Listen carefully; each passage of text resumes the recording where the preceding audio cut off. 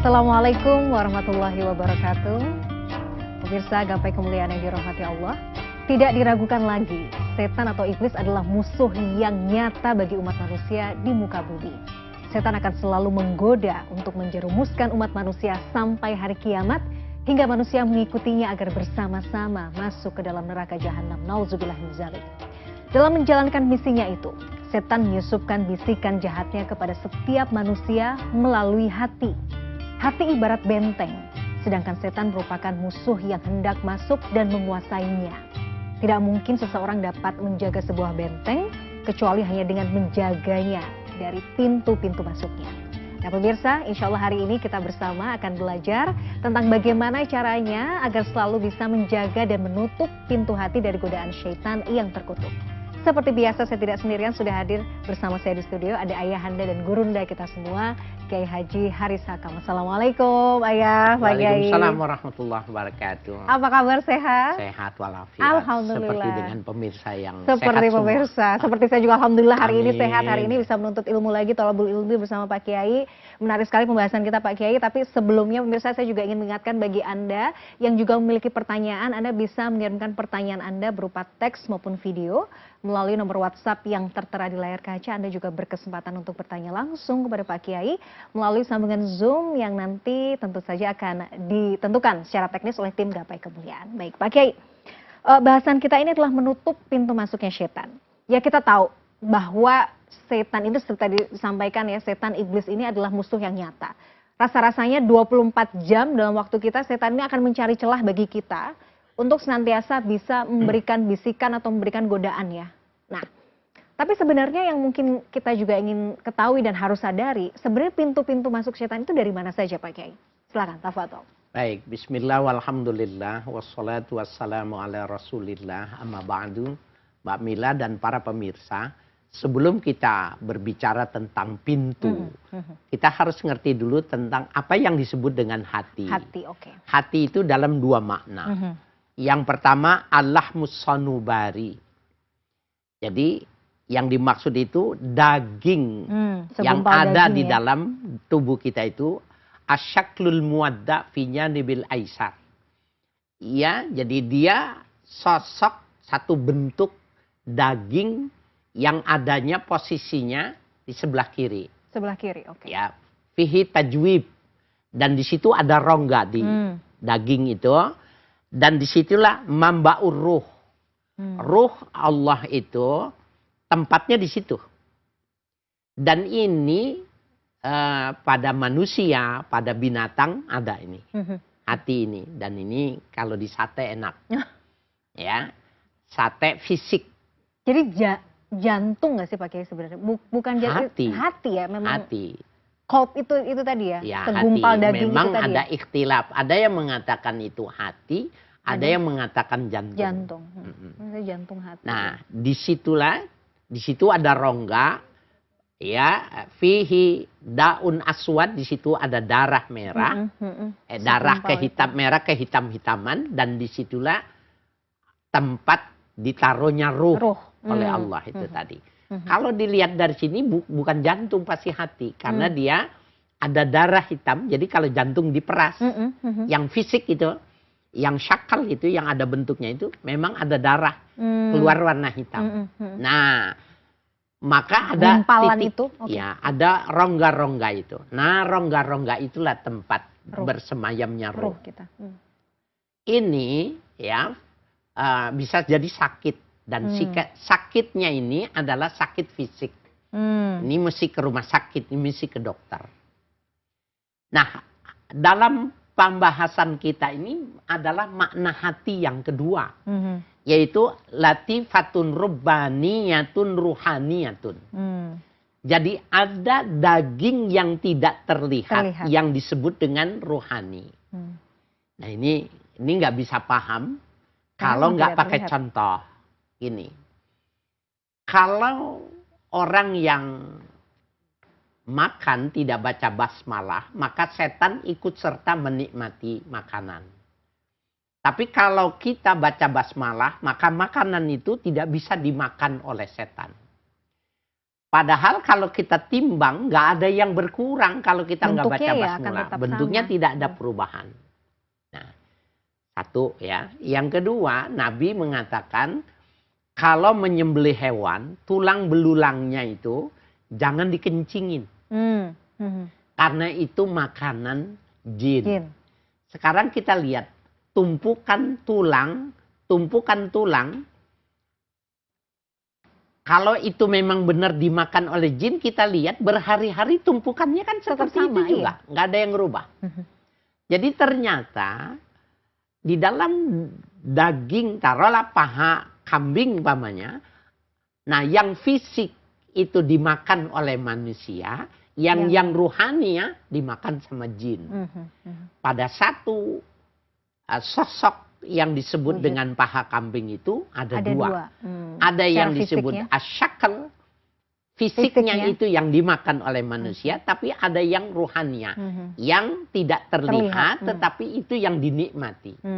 Nah, bila kita membaca bismillah, maka nasinya yang secara zahir dan segala sesuatu yang tergantung di dalam nasi yang tidak terlihat, jadi aspek rohanianya pun kita menikmatinya. Nah, disitulah tempat menyimpannya basmalah, tempat tersimpannya keberkahan, yang rahmat yang ditaruh di dalam nasi itu dimakan semua. Tapi kalau dia tidak baca basmalah, cuma fisiknya yang kita makan. Nah, kalau kita sudah bisa membedakan dalam pengertian hati yang fisik, ya, yang Allahmu sanubari, itu bahasa Arab. Kita menyebutnya sanubari. Iya, sanubari, gitu. hati sanubari, betul. Nah, itu fisik. Itu yang fisik dan itu tempatnya roh. Tapi kalau yang dimaksud itu adalah yang metafisik, yang tidak terlihat, yang disebut dengan ruhaniyah. Dan inilah yang mukhatab, yang diajak berdialog oleh Tuhan tuh ini. Ya, muhtalab, dan ini yang dituntut. Jadi kalau diminta apa itu warka'i ma'as sujud, ya, rukulah warka'i ma'as sujud, ya, ma'as sajidin, ma'ar raki'in. Rukulah engkau bersama orang yang ruku, sujudlah bersama orang yang sujud. Itu yang diperintah itu bukan manusia, tetapi ruhaninya yang diminta. Itu yang dimaksud dengan mukhatab. Begitu juga ketika Allah menciptakan ruh dan ruhnya mau dimasukkan ke Mbak Mila, kan ditanya dulu kan. Iya, betul. Alastu bi rabbikum, bukankah aku ini Tuhanmu yang menciptakan kamu, yang menjadikan kamu, menyatukan kamu? Bala syahidna. Itu yang diajak bicaranya belum tubuh. Ruhnya. Nah, itu yang disebut dengan hati dalam kajian ini. Nah, ini seperti rumah. Kalau pintunya nggak ditutup, maling bisa masuk. Oke, paham. Hati juga kalau tidak ditutup, maka lisa yang dimaksud maling yang sifatnya setan itu tadi juga bisa masuk juga. Makanya harus ditutup. Nah, ya, bagaimana cara menutupnya? Cara menutupnya di dalam salah satu Imam Al-Ghazali mengatakan ada ayat yang memberi petunjuk tentang menutup hati itu. Ketika seseorang itu mengingat Tuhan. Ala bizikrillahi tatmainnul qulub. Ketahuilah dengan mengingat nama Allah itu menjadi tenang. Kalau dia tenang, kalau dia dengan Tuhan, dia nggak bisa diintervensi. Itu maknanya ditutup. Oleh karena itu para mutasawwifin tidak sama dengan muhaddis. Muhaddis ada yang mengatakan mana ibadah Allah, Allah, Allah. Nggak ada bentuk ibadah mengucapkan kalimat itu gitu. Tapi para mutasawwifin mengatakan orang yang menyebut nama Tuhannya terus menerus, menyebut nama Tuhannya terus, dia nggak bisa diintervensi. Seperti halnya rumah yang selalu digembok, dikunci. Masya Allah. Ini menarik sekali pembahasannya Pak Kiai. Masih ada banyak pertanyaan yang mungkin nanti bisa dielaborasi lagi. Kita harus jeda dulu Pak Kiai. Pemirsa jangan kemana-mana. Gapai Kemuliaan masih akan kembali sesaat lagi. Tetaplah bersama kami.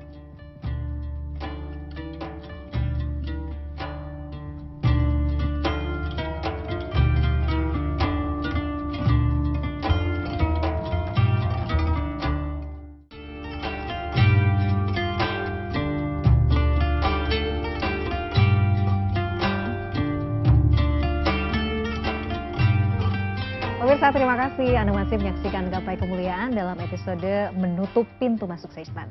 Seperti biasa Pak Kiai, di segmen kedua ini sudah ada pertanyaan yang masuk dari pemirsa Gapai Kemuliaan. Mari kita simak bersama.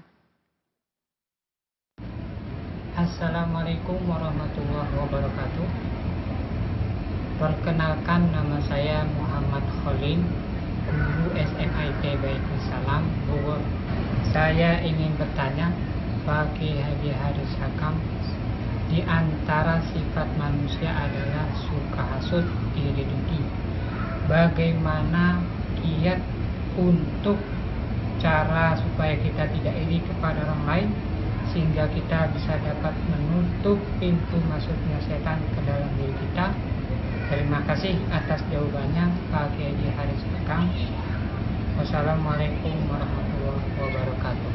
Waalaikumsalam warahmatullahi wabarakatuh. Ini bagus sekali pertanyaannya Mas Muhammad Khalil di Bogor, Pak Kiai. Iya ya, maksudnya kayaknya memang sekarang ini tantangan terbesar kita ya sebagai manusia ini karena itu tadi berkembangnya media sosial juga, teknologi, Pak Kiai. Rasa iri, dengki, hasud, hasad itu kan seolah-olah memang mudah sekali menghampiri hati kita gitu. Nah, bagaimana kemudian kita sebagai tentu saja umat muslim untuk bisa menutup pintu-pintu masuk lewat penyakit hati ini, Pak Kiai, sebenarnya? Karena memang kondisinya sekarang luar biasa sekali susah tantangannya. Tafadhol, Pak Kiai. Baik, terima kasih Mbak Mila dan Pak Khalil ya di Bogor. Imam Al-Ghazali dalam kitab beliau mengatakan ada junudul qalb. Junudul qalb. Ya, jadi hati itu punya bala tentara. Junud ya, jundun jamaknya ya, junud, bala tentara. Tetapi junud di sini lebih cocok kita mengartikannya instrumen. Jadi hati itu punya dua, jundani. Ada dua bala tentaranya, jundun yara bil absar. Satu instrumen yang bisa dilihat dengan penglihatan mata. Wa jundun la yara bil absar. Yang satu lagi tidak bisa dilihat oleh mata. Nah, kalau orang itu hasud, dengki, iri, coba teliti dah. Sebabnya pasti melihat. Iya.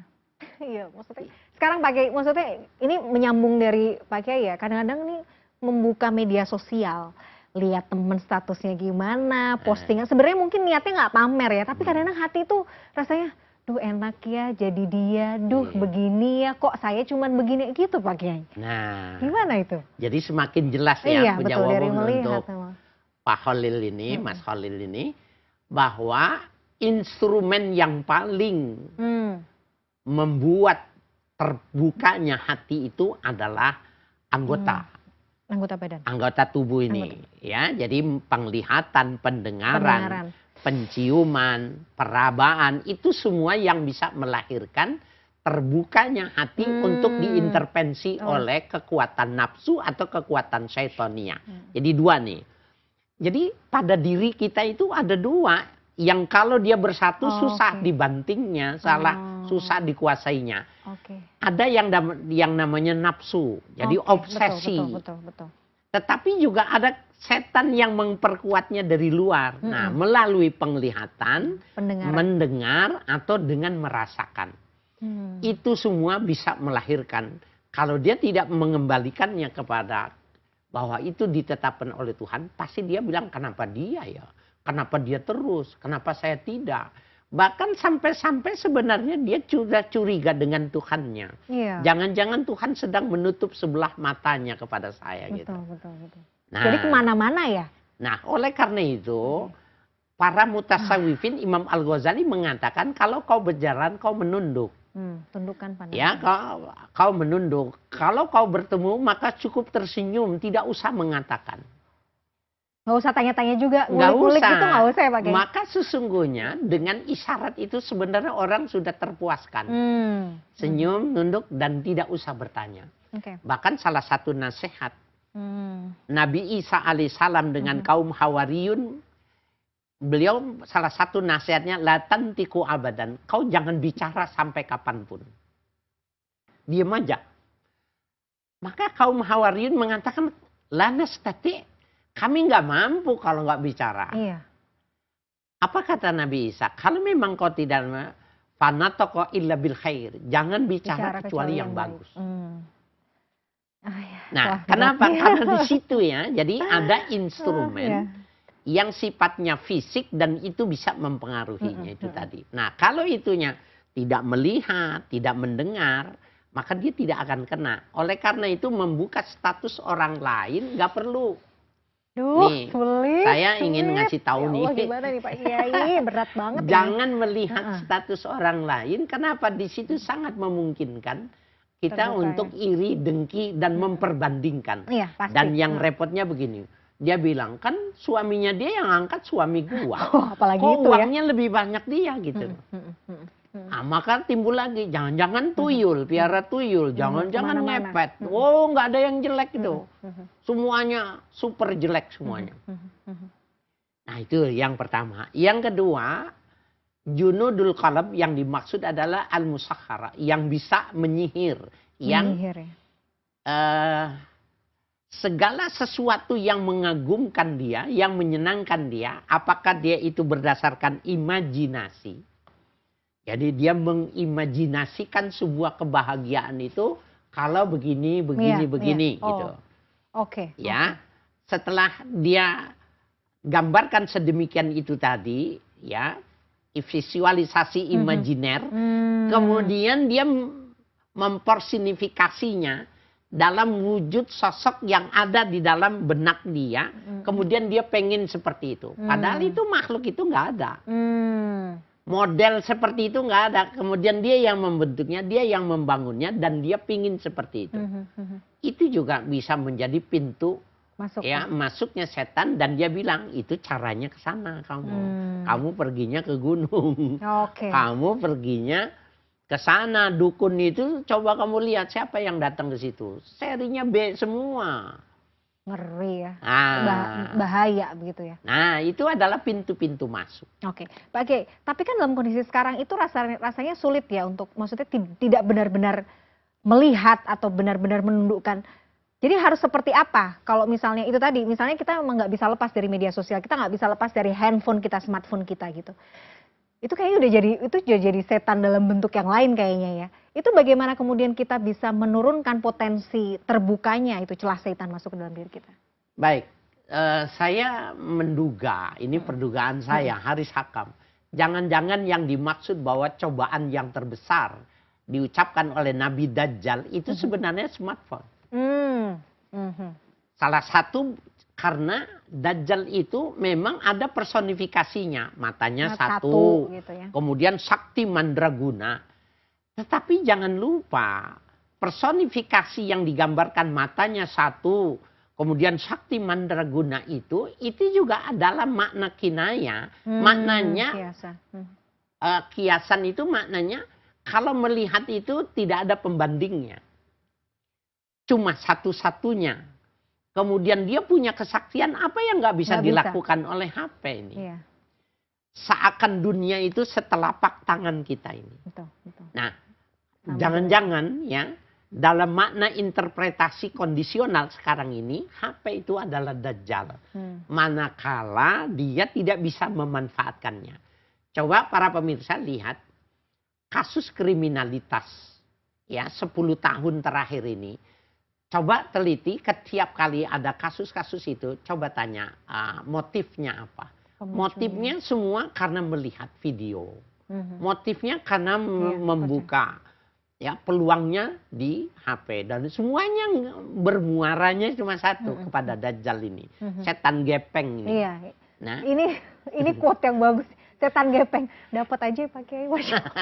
Jadi setan gepeng ini dia benar-benar bisa menjadi Dajjal, tetapi dia bisa menjadi sosok yang menguntungkan. Saya termasuk orang yang diuntungkan dengan smartphone ini. Kalau saya dengar hadis, saya belum pernah mendengar hadis, Bapak belum pernah membaca hadis itu. Dan kalimat itu saya tidak mungkin menghafal panjang itu. Oleh smartphone ini cukup satu kata dipegang. Umpamanya, jundul qalb, umpamanya gitu. Maka akan hadis keluar. itu keluar saja kalimat jundun, satu kata saja, maka sudah keluar Penjelasannya semua. udah. Dan adanya di mana, apakah sahih, apakah Itu dhaif, bisa munkar, dilihat. dan lain sebagainya. Mhm. Berarti kan dia nggak jadi dajjal. Ya, kalau istilahnya man behind apa ya, the gun itu betul ya. Jadi tergantung kita yang Tergantung. Ya. untuk apa ini si dia bisa jadi setan gepeng gitu ya Pak Kiai. Dia malah bisa jadi sumber kebaikan juga sebenarnya. Iya, betul. Nah, oleh karena itu, kenapa di pesantren-pesantren tahfiz anak-anak tidak boleh pegang Enggak HP? boleh. Wow. Ya, itu tidak tadi. boleh pegang HP. Jadi dia boleh hari Sabtu atau hari Minggu diberi waktu, tapi HP-nya yang lama, yang belum Android gitu loh. Iya, yang iya. belum yang Jadi canggih memang gitu. untuk SMS doang gitu ya Pak Kiai ya. Sama telepon, sama telepon kangen aja sama gitu. mamahnya. Masya Allah. Karena itu bisa betul sih. Si setan gepeng ini bisa mendistraksi apapun. Saya ngalami kadang-kadang, saya pernah mengalami fase di mana waktu itu memang sempat depresi Pak Kiai gara-gara kebanyakan browsing.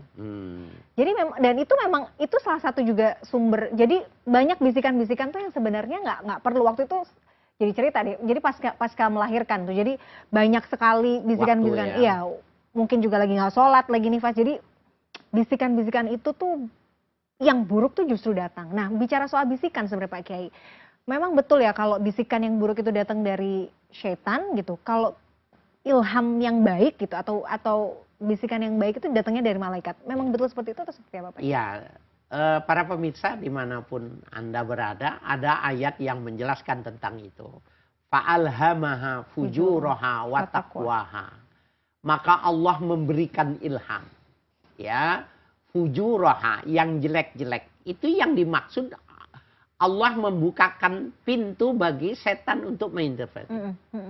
Ya, wa taqwaha yang positif.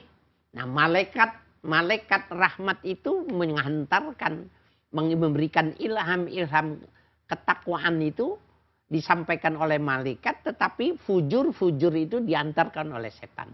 Dan itu masuk pada tempat yang sama yang namanya hati. Hati tadi ya. Kolbu tempatnya itu tadi sama. Nah, itu mengapa siapa yang lebih cepat, siapa yang lebih menguasai, siapa yang mendominasi, maka refleksi kesehariannya sudah terlihat. Jadi kalau ada orang mesum, ada orang membunuh dan lain sebagainya, itu kalau dibelah hatinya memang penuh dengan hal-hal fujur yang semacam. Padahal sejatinya manusia itu fitrahnya itu tadi ada dua, kecenderungan kebaikan dan keburukan itu ada, punya potensinya sama Pak Kiai. Nah, itulah tadi yang kemudian dipengaruhi oleh sebenarnya apa, lingkungankah, kebiasaankah, atau apa ya Pak Kiai yang kemudian membuat seseorang itu dominasinya lebih ke misalnya hal yang buruk misalnya? Kalau dia bilang faktor yang memberikan pengaruh bisa jadi lingkungan, pendidikan, budaya dan lain sebagainya, itu semua menjadi faktor penentu. Tetapi oleh Allah sebenarnya dikasih perangkat. Nah, perangkatnya yang disebut dengan agama. Kalau dia beragama, maka sebenarnya dia tinggal di mana saja. Bisa. Berkumpul dengan siapa saja, dia tidak akan berpengaruh. Jadi kembali lagi pegangannya itu sebenarnya agama. Tinggal mau pegangan nggak? Kalau nggak sih udah kelar. Iya, jadi jangan dikira bahwa seseorang yang berpegang agamanya itu, kalau benar-benar dia berpegang, dia tidak akan larut. Ya, dia tidak akan larut dalam situasi dan kondisi bagaimana. Itu harus dibahas lagi lebih jauh di segmen berikutnya. Tapi kita harus break dulu Pak Kiai. Pemirsa jangan kemana-mana. Gapai Kemuliaan masih akan kembali sesaat lagi.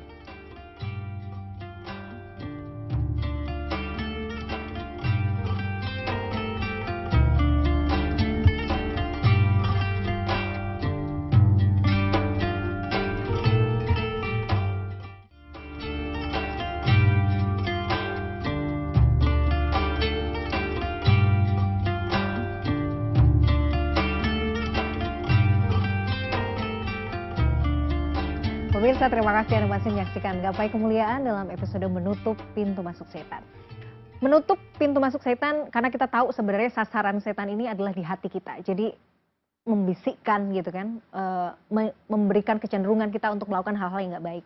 Makanya harus kita benar-benar meminta. Tapi kan memang betul ya Pak Kiai, kita tuh nggak bisa juga itu karena ikhtiar kita, artinya wah harus dengan ini nih gitu. Saya bisa nih sendiri, kan nggak bisa. Kita harus minta sama Allah sebenarnya supaya hati kita tuh juga tetap teguh di jalannya kan sebenarnya Pak Kiai. Iya benar. Jadi faiza azamta fatawakkal. Itu maknanya apabila kau ingin melakukan sesuatu yang sudah direncanakan, kemudian tawakal. Itu maknanya ikhtiar dan doa. Oke. Jadi harus ada ikhtiarnya dan Ikhtiar doa. dan doa. Nah, Imam Al-Ghazali membuat sebuah tamsil, perumpamaan bahwa al-badanu kal Madinah. Tubuh kita ini seperti kota. Wal aklu mudabbir. Dan yang mengatur kota itu akal. Yang mengatur akal. Ya, yang mengatur akal. Akal itu dia bisa bersahabat dengan ilmu. Akal itu bisa bersahabat dengan nafsu. Nah, itu tuh. Maka siapa yang menjadi sahabatnya dominannya, dia bisa menguasai kota itu. Oke, paham. Ya, ya subhanallah. Nah, para pemirsa, jadi akal itu dia bisa bekerja sama dengan agama. Maka dia menjadi orang yang pintar, yang bagus, sempurna. Tetapi juga kalau dia tidak mencertakan agama dan dia bersahabat dengan nafsu, maka dia akan lahir kejahatannya yang sempurna, kejahatannya yang tersembunyi, kejahatannya yang tidak bisa terbongkar. Nah, jadi kemudian kenapa ukurannya Madinahnya itu, kotanya itu adalah tubuh? Ini Imam Al-Ghazali ingin mengatakan bahwa ada hadis yang mengatakan inna syaitana yajri min ibni Adam majrad dam.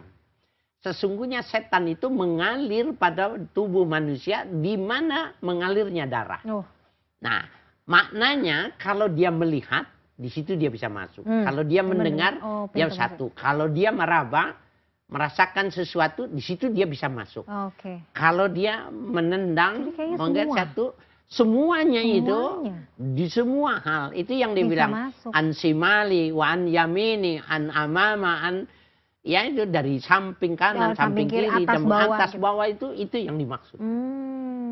Jadi kalau setan ini ada orang yang punya waktu, umpamanya kayak tadi Mbak Mila bilang waktu nifas, masa nifas itu kayaknya kan sholatnya jadinya. Iya, itu sulit pakai rasa-rasa. Maka cukup diberikan gambar satu, kemudian dia asik gitu, dia lihat lagi, udah masuk gitu. Kebanyakan browsing, lagi nggak sholat juga gitu ya. Masuk dan itu menguasai. Nah, ya Allah, luar biasa, subhanallah. Bayangkan ketika seorang anak melihat ibunya yang tertidur dan dia ingin menggagahi. Itu sebabnya satu, karena yang dilihatnya gambar pornografi terus gitu loh. Sehingga dia lupa kalau itu sebenarnya ibunya. Iya. Jadi Pak Kiai, sebenarnya kan kita juga ada doa khusus ya untuk minta sama Allah, ya muqallibal qulub tsabit qalbi ala dinik. Itu artinya ya memang karena sebegitu mudahnya ya hati itu bergeser, maksudnya kecenderungan. Per detik bisa berubah, bukan menit. Iya, betul. Karena kadang-kadang makna kolbun itu kan sebenarnya bergerak. Bergerak. Kolbun itu maknanya memang bergerak. Sehingga dia nggak statis gitu. Nah, sebenarnya manajemennya itu al-muharrik an-nafi'ah, menggerakkan yang kepada manfaat karena dia bergerak terus. Jadi waktu dia bilang ya muqallibal qulub sabit ala dinik gitu. Ya Allah, kokohkan itu maknanya bukan dia jadi bergerak terus diam. Nggak begitu. Tetapi dia tetap bergerak cuma gerakannya positif. Jadi gimana? Karena saking itu tadi ya, karena kita tahu bahwa hati itu tuh memang sulit. Bahkan mungkin diri sendiri tuh kita nggak bisa mengontrol ya Pak Kiai. Nggak bisa ngontrol. Nah Pak Kiai, nah itu tadi ya, pintu masuknya itu kan berarti kan macam-macam ya. Bisa dari makan, tadi Pak Kiai sempat di awal menyebutkan. Bahkan ketika kita makan tapi kita nggak baca bismillah itu bisa jadi pintu masuk. Saya juga pernah, maksudnya kita juga mendengar kalau kita masuk rumah misalnya, nggak bilang salam misalnya, itu juga setan bisa masuk. Ikut bersama. Sebegitu ya, sebegitu banyaknya celah yang harus makanya kalau kita lihat dalam kehidupan Nabi, tidak ada aspek kehidupan Nabi yang tidak digantungkan dengan atas nama Tuhan. Masya Allah. Sehingga beliau semuanya mengucapkan Bismillah. Ya, Bismillah. Bismillah itu kalau dalam kajian lugawi ya, kalimat Bismillah Al-ba'u harfu jarin Allahi majrurun bil ba' itu kalimat itu sebenarnya nggak bisa di awal kalimat.